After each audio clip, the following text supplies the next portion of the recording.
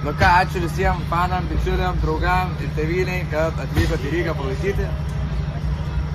Matot, šiek tiek gavome prancūzišką bučinuką iš kitų varžovų, bet viskas gerai, iš tikrųjų labai faina atmosfera, labai faina grįžti vėl po 7 metų, pamatyti tiek žmonių, tiek tauragiškių, tiek lietuvaičių, iš visų miestų, tai žodžiu daug lietuvių, čia manau dauguma čia lietuvių, lankų mažiau negu mūsų, tai labai faina, kad atvažiavo palaikyti, apibendrinant šios dienos, tai trūko mums to greičio, manau galėjau, ką iš savęs padariau, tai ką ir padariau, ką galėjau,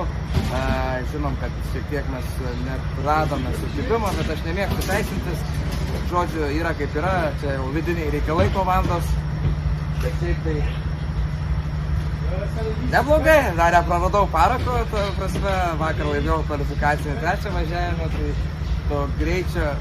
šiek tiek yra, bet palei mane nepadaro nustatymus, tai nerandam gero nustatymą, bet čia, manau, laiko klausimas, bet labai faina, smagu grįžti, geras vaibas, daug žmonių, daug draugų, tai labai smagu, kad atvažiavo, nepatingėjo, palaikė ir į finalą nepapuolėm, bet mūsų grupė labai stipri buvo pusfinalyje, tai pusfinalį važiavom kaip finalas, tai bet pasimėgaujau, svarbu pasimėgauti gyvenimu, ką tu darai, o aš pasimėgau, lenktyniavau, azartą patyriau, adrenalinas pumpuoja mane, tai viskas labai faina, ačiū Jums ir iki sekančių kartų.